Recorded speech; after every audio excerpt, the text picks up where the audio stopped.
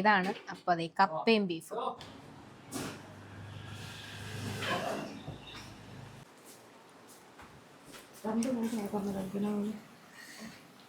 പ്രാളം പിടിച്ചത് വറക്കേണ്ട വല്ല കാര്യമുണ്ടോ?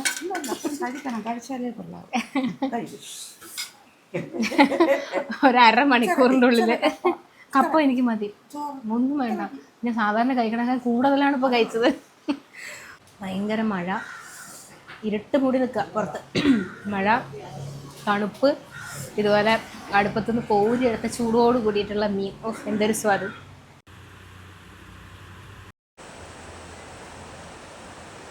നമസ്കാരം, പുതിയൊരു വീഡിയോയിലേക്ക് എല്ലാവർക്കും സ്വാഗതം. നമ്മളപ്പോൾ തിരുവനന്തപുരം ജില്ലയിലാണ്. ഈ സ്ഥലത്തിന് പറയുക കല്ലാറ്. കല്ലാറ് എന്ന് വെച്ചാൽ നമ്മൾ പൊന്മുടിക്കൊക്കെ പോകുന്ന സമയത്ത് മീൻമുട്ടി വെള്ളച്ചാട്ടമൊക്കെ എത്തുന്നതിന് തൊട്ട് മുന്നേ ആയിട്ട്, ശരിക്കും പൊന്മുടിക്ക് പോകുമ്പോഴോ അല്ലെങ്കിൽ മീൻമുട്ടിയിലൊക്കെ വരുമ്പോഴോ നല്ല വീട്ടിലുണ്ടാക്കിയ, അതും വിറകടുപ്പിലുണ്ടാക്കിയ നാടൻ രുചിയിലുള്ള ഭക്ഷണം കിട്ടുന്ന ഒരു സ്ഥലം കൂടിയാണ്. ശാന്തമ്മ തട്ടുകട എന്നാണ് പേര്. ശാന്തമ്മ അമ്മയാണ് 45 വർഷം മുമ്പ് ഈ കട തുടങ്ങുന്നത്, ഇവരുടെ വീട്ടിൽ തന്നെ. അപ്പം അമ്മയ്ക്ക് മുട്ടിനൊക്കെ തേയ്മാനവും കാര്യങ്ങളൊക്കെ വന്നിട്ട് കുറച്ച് ബുദ്ധിമുട്ടുണ്ട്. പക്ഷെ അമ്മയുടെ കൂടെ ബന്ധുക്കളും എല്ലാവരും കൂടെ ചേർന്ന് ഈ കട നടത്തുക. ഇങ്ങോട്ട് നോക്കി, കല്ലാറാണ് ബാക്കിൽ കൂടി ഒഴുകുന്നത്. നേരെ മുകളിലേക്ക് നോക്കിയാൽ കാണുന്നത് പൊന്മുടിയാണ്. നല്ല മഞ്ഞൊക്കെ ആയിട്ട് നിൽക്കുക. അപ്പോൾ ഇവിടെ വീഡിയോയിൽ എത്രത്തോളം മനസ്സിലാവും എന്നറിയില്ല. നമുക്കിങ്ങനെ കാണുമ്പോൾ മഞ്ഞ് മൂടി കിടക്കുന്നത് ഇങ്ങനെ കാണാൻ പറ്റും. അതുപോലെ കുറച്ച് അപകടം പിടിച്ചിട്ടുള്ള ഒരു നദിയും കൂടെയാണ് കല്ലാറ്. മലയിൽ മഴ പെയ്താൽ ഇവിടെ ഇങ്ങനെ പ്രതീക്ഷിക്കാതെ വെള്ളം കയറും, ഒരുപാട് മരണങ്ങളൊക്കെ സംഭവിച്ചിട്ടുള്ള. പക്ഷെ നമുക്കിങ്ങനെ ദൂരേന്ന് കാണാൻ വലിയ രസമാണ്. ഇവിടെ ആളുകൾ ഇറങ്ങണതൊക്കെ നിരോധിച്ചിരിക്കുകയാണ്. അപ്പോൾ ഇവിടുത്തെ ഊണിൻ്റെ വിശേഷമാണ്. ഏറ്റവും പ്രത്യേകത എന്നാന്നോ, ഈ കപ്പയും ബീഫും ഇവിടുത്തെ ഒരു പ്രധാനമായിട്ടാണ്. അത് തന്നെ ഈ ബീഫ് പ്രഷർ കുക്കറിലൊന്നുമല്ല, ആ വിറകടുപ്പിൽ മണിക്കൂറുകളായി. ഞങ്ങൾ വരുന്നതിന് മുന്നേ അവിടെ അടുപ്പത്ത് കിടക്കുകയാണ്, ഇപ്പോഴും റെഡി ആയിട്ടില്ല. ഒരുപാട് സമയമെടുത്ത് അങ്ങനെ വേവിച്ചെടുക്കുന്ന ബീഫാണ്. അത് കഴിക്കാൻ വേണ്ടി, അതിനു വേണ്ടി മാത്രം വരുന്ന കുറേ മനുഷ്യരും ഉണ്ട് ഇവിടെ. അപ്പോൾ ഇവിടുത്തെ വിശേഷങ്ങളാണ് നമ്മളിന്ന് പങ്കുവയ്ക്കുന്നത്. ഇതാണ് കട തുടങ്ങിയ ആള്, ശാന്തമ്മ. അന്നും ഇങ്ങനെ തന്നെ പേരിട്ടോ, ശാന്തമ്മ തട്ട്? പേരിട്ടായിരുന്നു അന്ന്? ശാന്തമ്മ എന്നാക്കി. അപ്പൊ അമ്മയാണ് ഇവിടെ ഇരുന്ന് എല്ലാ സാധനങ്ങളും അരിഞ്ഞ് എല്ലാം കൊടുക്കും കേട്ടോ. അവര് വെക്കും അല്ലേ, അനിയത്തി വെക്കും.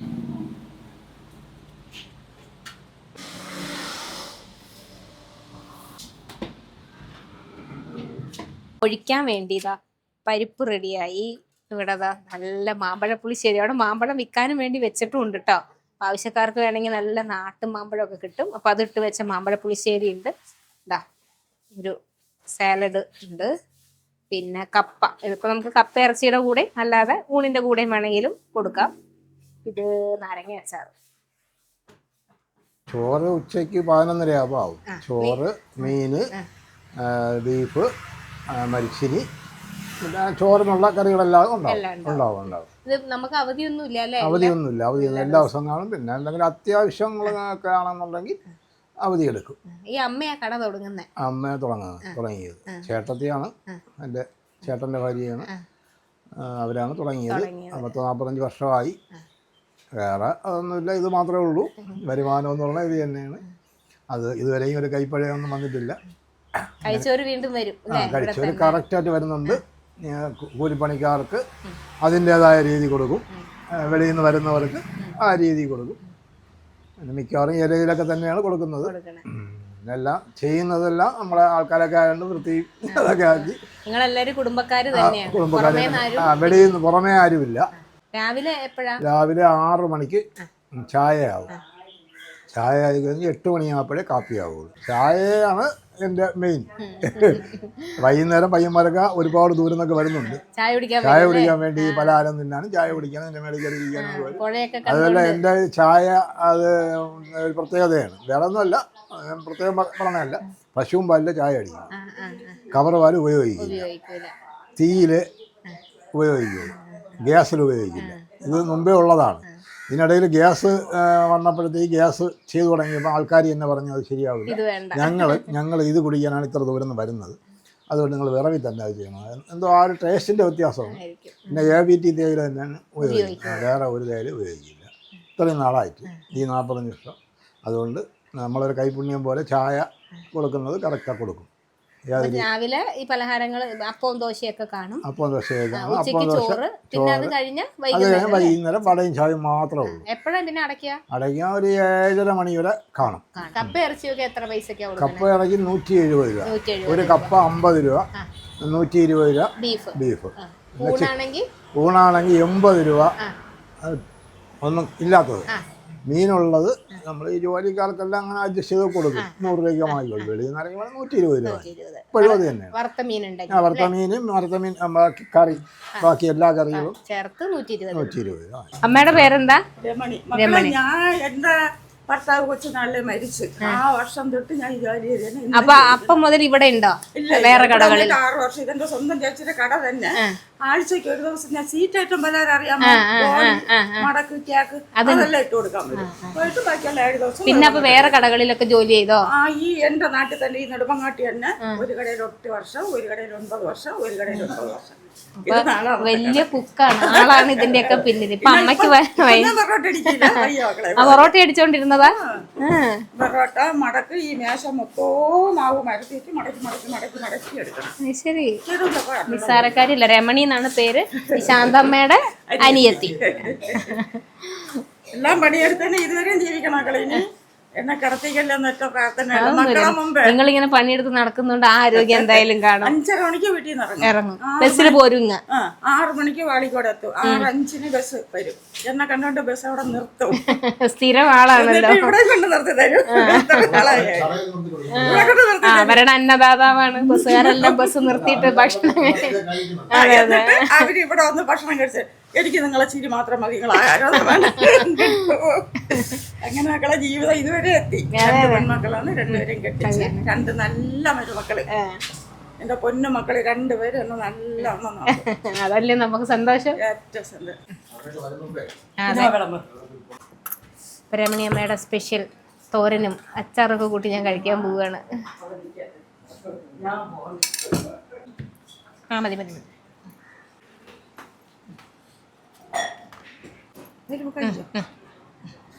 പരിപ്പ് കൂട്ടി കഴിക്കാം, പരിപ്പും പപ്പടവും. മാമ്പഴ പുളിശ്ശേരി ഉണ്ട്, അതും നമുക്ക് ഇച്ചിരി കഴിഞ്ഞ് കൂട്ടാല്ലേ. കപ്പയും വെച്ചു കുറച്ച് വെച്ചിട്ടുണ്ട്. മതി മതി. അപ്പം അങ്ങനെ നമുക്ക് തുടങ്ങാം അല്ലേ. സമയമായിട്ടില്ല, 11:30 ആയിട്ടുള്ളൂ. കാരണം എന്താ വെച്ചാൽ ഇപ്പോൾ ഈ വെക്കേഷൻ ഇനി 2-3 ദിവസം കൂടി കഴിഞ്ഞാൽ വെക്കേഷൻ തീരുകയും. വെക്കേഷൻ്റെ ഒരു അവസാന ഘട്ടത്തിലായതുകൊണ്ട് ഒരുപാട് ആളുകൾ പൊന്മുടിക്കും മീൻമുട്ടിയിലും ഒക്കെ വരുന്ന ഒരു സമയമാണ്, കല്ലാറും ഒക്കെ കാണാൻ വേണ്ടി. അപ്പോൾ അതുകൊണ്ട് ഒരു 12 മണി കഴിഞ്ഞ് ഇവിടെ നല്ല തിരക്കാവും. അപ്പോൾ അതുകൊണ്ട് അതിന് മുമ്പേ അങ്ങോട്ട് കഴിക്കാമെന്ന് വിചാരിച്ചു. ഈ 2 ഇതേ ഉള്ളൂ ഇരിക്കാനൊക്കെ. അപ്പോൾ നമ്മൾ ഇന്ന് മെനക്കെടുത്തിയാൽ ശരിയാവും പാടില്ല. പരിപ്പും തിരുവനന്തപുരം സ്റ്റൈൽ പരിപ്പും പപ്പടം അല്ലേ. തിരുവനന്തപുരത്ത് മാത്രമല്ല അല്ലേ, നമ്മൾ ആലപ്പുഴ പോയപ്പോഴും നമുക്ക് പരിപ്പും പപ്പടമൊക്കെ കിട്ടി. കൊച്ചിയിൽ മാത്രമാണെന്ന് തോന്നുന്നു പരിപ്പും പപ്പടവും ഇല്ലാത്തത്.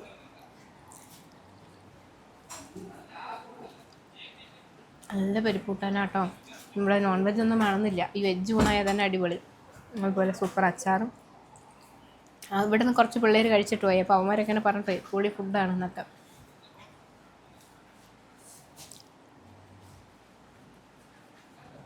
നല്ല മഴ വരുക, അതായത് ഇവിടെ ഇരുന്നിങ്ങനെ നോക്കിക്കഴിഞ്ഞാൽ താഴെ ഇങ്ങനെ നല്ല സൗണ്ടാണ്. വെള്ളം, കല്ലാറിലെ വെള്ളം ഇങ്ങനെ ഒഴുകണതിൻ്റെ. നേരെ കാണുന്നത് പൊന്മുടി മലനിരകൾ. രസമുള്ള ഒരു ആംബിയൻസും ഒക്കെയാണ്. ഇതാണ് അപ്പം കപ്പയും ബീഫും. ഇതാ ഇവിടുത്തെ സ്പെഷ്യൽ. കൂടുതൽ ആളുകളും വരുന്നത് ഇതിന് വേണ്ടിയിട്ടായിരുന്നു കേട്ടോ. ഇവിടെ കപ്പയും ബീഫും നല്ല ചൂടാ. അടുപ്പത്തുനിന്ന് ഇങ്ങനെ വാങ്ങിയിട്ടേ ഉള്ളൂ. അത് എത്ര മണിക്കൂറായി എന്നറിയോ ഇത് വേവണം.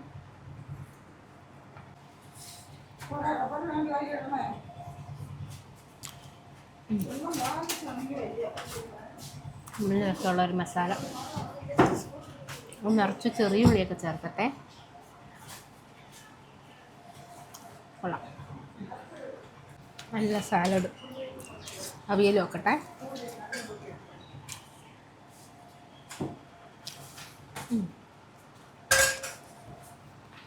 അമ്മേ, അവിയലിന് ഒരു ഇച്ചിരി ഉപ്പ് കുറവാണേ. ഒരു പൊടിക്ക്.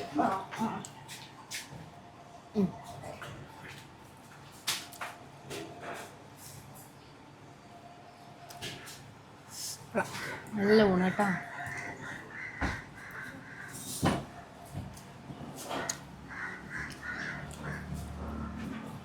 എനിക്കപ്പോൾ നമ്മളിവിടേക്ക് വരുമ്പോഴേ വെള്ളച്ചാട്ടം കാണാൻ വരുമ്പോൾ മീൻമുട്ടി വെള്ളച്ചാട്ടം ഭയങ്കര അടിപൊളി കേട്ടോ.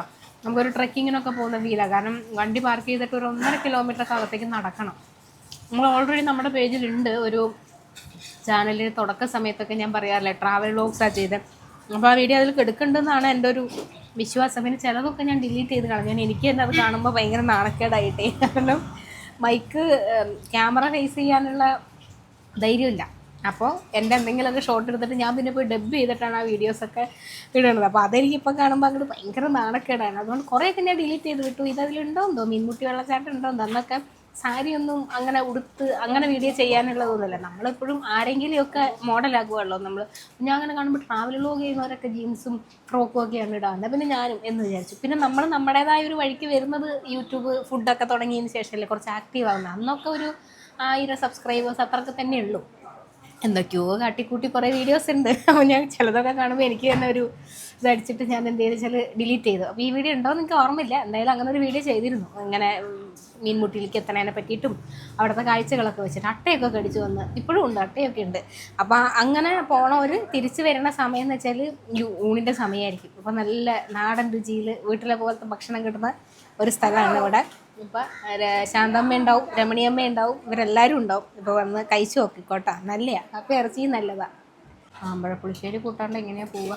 അവിടെയാണെങ്കിൽ കുറേ മാങ്ങ ഇങ്ങനെ വിൽക്കാൻ വെച്ചിട്ടുണ്ട് കേട്ടോ. അപ്പോൾ കുറേ ആളുകൾ വന്നിട്ടൊക്കെ മാങ്ങ മേടിച്ചിട്ടൊക്കെ പോകുന്നുണ്ട്. അത് ഈ തിരുവനന്തപുരത്ത് മാത്രം കിട്ടുന്ന ഒരു മാങ്ങയാണ് കേട്ടോ, കോട്ടൂർ കോണം മാങ്ങ. കോട്ടൂർ കോണം എന്നൊരു സ്ഥലത്തിന് പേരുണ്ട് തോന്നുന്നു അല്ലേ? ഉണ്ട് തോന്നുന്നു. അപ്പോൾ കോട്ടൂർ കോണം മാങ്ങ എന്നാണ് പറയുക. നമ്മളവിടെയൊക്കെ മൂവാണ്ടൻ, പിന്നെ കോമാങ്ങ, പ്രിയൂര് മാങ്ങ, കിളിച്ചുണ്ടൻ മാങ്ങ, ഈ പേരൊക്കെ ഞാൻ കേട്ടിട്ടുള്ളൂ. ഇവിടെ വന്നപ്പോഴാണ് കോട്ടൂർ കോണം മാങ്ങ ആദ്യമായിട്ട് കേൾക്കുകയാണ് ഇവിടെ തിരുവനന്തപുരത്ത് എത്തിയതിന് ശേഷം. പക്ഷെ ഭയങ്കര മധുരമാണ്, ഒരു രക്ഷയില്ലാത്ത മധുരമാണ്. അത് നാട് മാങ്ങ, അങ്ങനത്തെ എന്താ പറയുക, നാടൻ മാങ്ങ. അത് തന്നെ തിരുവനന്തപുരത്ത് ഉള്ള ഒരു സംഗതിയാണ്. ചിലപ്പോൾ എല്ലാ നാട്ടിലേക്കും ഉണ്ടാവും. ഇതിൻ്റെയൊക്കെ പേരുകൾ വേറെ വേറെ ആവണമെന്നേ ഉണ്ടാവുള്ളൂ കേട്ടോ. ഞാൻ പക്ഷെ അവിടെ കണ്ടിട്ടില്ല, എറണാകുളത്തൊന്നും കണ്ടിട്ടില്ല. ഞാനൊക്കെ വെക്കേഷനൊക്കെ ആയിക്കഴിഞ്ഞാണ്ടല്ലോ ശാകാല പറമ്പിൽ കയറി മാങ്ങ തിന്ന് നടന്നിട്ടുള്ളതാണ്. കാരണം ഞങ്ങളുടെ വീടിൻ്റെ ഫ്രണ്ടിൽ ഏക്കർ കണക്കിന് ഇങ്ങനെ പറമ്പ് എടുക്കുകയാണ്. ആൾ താമസമൊന്നുമില്ല, അത് ഓരോരാളെ പറമ്പ് അങ്ങനെ. അപ്പോൾ ആ പറമ്പ് നോക്കാൻ ഏൽപ്പിച്ചിട്ടുള്ള സുപ്രൻ ചേട്ടനിപ്പോൾ ഇല്ല. അപ്പോൾ ചേട്ടനാണ്. ഞങ്ങൾ പിള്ളേരൊക്കെ കയറി മാങ്ങ പറിച്ചാലും ആരും ഒന്നും പറയുന്നില്ല. ആർക്കാ വേണ്ടത്, ഇങ്ങനെ വീണ് പൊഴിഞ്ഞെടുക്കുകയാണ്. ഞങ്ങൾ പിള്ളേരെല്ലാം കയറി പല സൈസും ആ പറമ്പിൽ തന്നെ ഒരു 50 ഐറ്റം മാങ്ങ കാണും. അപ്പോൾ അതൊക്കെ പറിച്ച് തിന്നും ഒക്കെയാണ് നമ്മളൊരു ചെറുപ്പകാലം എന്ന് പറയുന്നത്. അതുകൊണ്ട് ഏകദേശം മാങ്ങയൊക്കെ കണ്ടിട്ടുണ്ട്, കേട്ടിട്ടുണ്ട്. ഈ സാധനം എനിക്ക് പക്ഷേ പരിചയമില്ല. ആ മാങ്ങയൊക്കെ വെച്ച പുളിശ്ശേരിയാണ്. അത് മാങ്ങ അങ്ങനെ പൊടിച്ച് ചേർത്തിരിക്കുകയാണ്. അതായത് മുഴുവനിട്ടിട്ടല്ല, ചിലയിടത്ത് അങ്ങനെയാണല്ലോ നമ്മളിങ്ങനെ പിഴിഞ്ഞിട്ടൊക്കെ. അപ്പോൾ ഇതല്ല, കഴിച്ചോട്ടെ. ഓ സൂപ്പർ. പിന്നെ എത്ര വർഷത്തെ ഇവരുടെ ഒരു എക്സ്പീരിയൻസ് ആണ് അല്ലേ? പറഞ്ഞില്ലേ എത്ര ഹോട്ടലുകളിലാണ് ഓരോ വർഷം ഇങ്ങനെ നിന്നിട്ടുള്ളത്.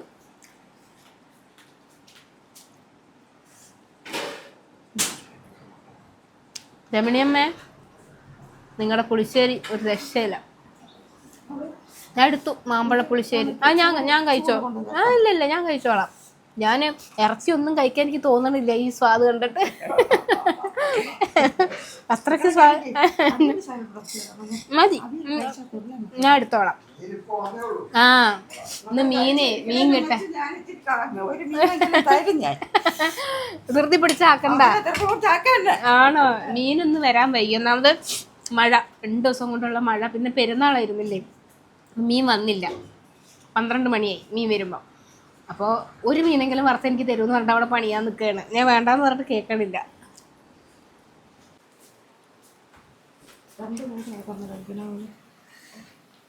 പ്രാളം പിടിച്ചത് വറക്കേണ്ട വല്ല കാര്യമുണ്ടോ? ഒരു 1/2 മണിക്കൂറിൻ്റെ ഉള്ളിൽ കപ്പ എനിക്ക് മതി, ഒന്നും വേണ്ട. ഞാൻ സാധാരണ കഴിക്കണേക്കാൾ കൂടുതലാണ് ഇപ്പോൾ കഴിച്ചത്. ഇവിടുത്തെ ഒരു സ്വാദ് കൊണ്ട് സാധാരണ കഴിക്കണേക്കാൾ കൂടുതലാണ് കഴിച്ചത്. ചിലയിടത്ത് ചെല്ലുമ്പോൾ നമുക്ക് അങ്ങനെയാണ്, ചില കറികൾക്കൊക്കെ ഒരു ഭയങ്കര നാടൻ രുചിയും പിന്നെ ചില ആളുകളുടെ ഇടപെടൽ. എനിക്ക് അമ്മൂമ്മേനെയൊക്കെ ഓർമ്മ വരും. അപ്പോൾ അങ്ങനെയൊക്കെ വരുമ്പോൾ ചിലപ്പോൾ നമ്മൾ വിചാരിച്ചേക്കാളും കുറച്ചും കൂടി കഴിച്ചു. മീൻ നോക്ക്, ആ മീൻകാരൻ വന്ന് ഞാൻ ഊണ് കഴിക്കാൻ ഇരിക്കുന്നേ പിന്നെയാണ് ആ മീൻകാരൻ അവിടെ വന്നത്. പെട്ടെന്ന് മീൻ മേടിച്ച്, ഇന്ന് മീനില്ലാന്ന് ദൂരെ കഴിക്കാൻ വന്നവരോടൊക്കെ പറഞ്ഞിരുന്നു.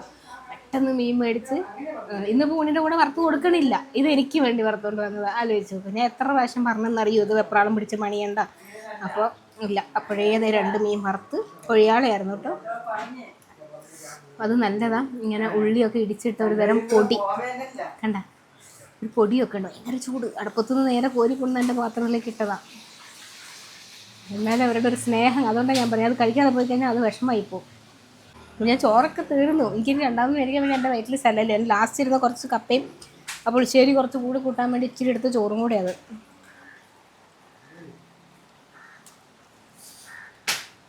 ഉപ്പം പ്രത്യേകിച്ച് ഭയങ്കര മഴ, ഇരുട്ട് മൂടി നിൽക്കുക പുറത്ത്. മഴ, തണുപ്പ്, ഇതുപോലെ അടുപ്പത്തുനിന്ന് കോരി എടുത്ത ചൂടോട് കൂടിയിട്ടുള്ള മീൻ. എന്തൊരു സ്വാദ്. അങ്ങനെ പൊതുവേ മീൻ വറുത്തത് ഭയങ്കര ഇഷ്ടമുള്ള ഒരാളൊന്നല്ല കേട്ടോ. പക്ഷെ എനിക്ക് ചൂടോട് കൂടി കിട്ടിക്കഴിഞ്ഞാൽ കഴിക്കും. പിന്നെ അത് കഴിഞ്ഞാൽ എനിക്ക് പിന്നെ ഇഷ്ടമല്ല. അടി വേണമല്ലേ നടക്കാൻ? ആ, മുട്ടിന് വേദനയുണ്ട്, നടുവിന്. ഇരുന്നൊക്കെ ചെയ്യാം. അപ്പോൾ ഇനി ഊണിൻ്റെ പരിപാടി കഴിഞ്ഞാൽ വൈകുന്നേരം നല്ല ചായ. അത് നേരത്തെ പറഞ്ഞ പോലെ പാക്കറ്റ് പാലൊന്നല്ല, പശുവിൻ്റെ പാൽ വെച്ചിട്ടുണ്ടാക്കണ ചായ. അതും വിറകടുപ്പിൽ ഉണ്ടാക്കണ പലഹാരങ്ങളും ചായയും ഒക്കെ കിട്ടും. അപ്പോൾ ഇപ്പോൾ ഇവിടെ ഉള്ളിവടയും പരിപ്പ് വടയും പഴക്കേക്കും എല്ലാം വറുത്ത് തുടങ്ങി കേട്ടോ. ഇപ്പോഴേ തുടങ്ങിയാലല്ലേ ഒരു 3 മണിയൊക്കെ ആകുമ്പോഴേക്ക് റെഡി ആവുള്ളൂ. എല്ലാം തുടങ്ങി. അപ്പം ഞാൻ ഇന്നത്തെ വിശേഷങ്ങൾ അവസാനിപ്പിക്കുകയാണ്. മീൻമുട്ടിയിലോ അല്ലെങ്കിൽ ഇനി പൊന്മുടിക്കോ ഒക്കെ പോകുമ്പോഴോ തിരിച്ച് വരുമ്പോഴോ ഒക്കെ ഭക്ഷണം ഇതുപോലെയുള്ളൊരു നാടൻ ഭക്ഷണമാണ് നിങ്ങൾ നോക്കണമെങ്കിൽ ഇവിടെ ഒന്ന് കയറി നോക്കിക്കോ. ഡിസ്ക്രിപ്ഷനിൽ ഞാൻ ലൊക്കേഷൻ കൊടുത്തിട്ടുണ്ട്, കോൺടാക്ട് നമ്പറും കൂടെ വെച്ചിട്ടുണ്ട്. കാരണം എന്താ വെച്ചാൽ ഇപ്പോൾ നിങ്ങൾ ദൂരെ നിന്നൊക്കെ വരിക, തിരുവനന്തപുരം ജില്ലയിൽ നിന്നല്ല വേറെ ഏതെങ്കിലും ജില്ലയിൽ നിന്നൊക്കെ വരണമെങ്കിൽ മുൻകൂട്ടി വേണമെങ്കിൽ ഒന്ന് വിളിച്ച് പറയാമല്ലോ. ഒരു 15 ഊണ് വെച്ചിരിക്കുമോ അല്ലെങ്കിൽ 20 ഊണ് വെച്ചിരിക്കുമോ എന്നൊക്കെ പറഞ്ഞു തരണം നേരത്തെ ഇവർക്ക്. അപ്പോൾ ബ്രേക്ക്ഫാസ്റ്റ് ആയാലും അവർക്ക് ഉണ്ടാക്കി വെക്കാൻ പറ്റും. അപ്പോൾ അങ്ങനത്തെ ആവശ്യത്തിന് വേണ്ടിയിട്ട് ഞാൻ നമ്പറും കൂടെ വെച്ചിട്ടുണ്ട്. പുതിയ കാഴ്ചകളൊക്കെ ആയിട്ട് ഇനിയും വരാം.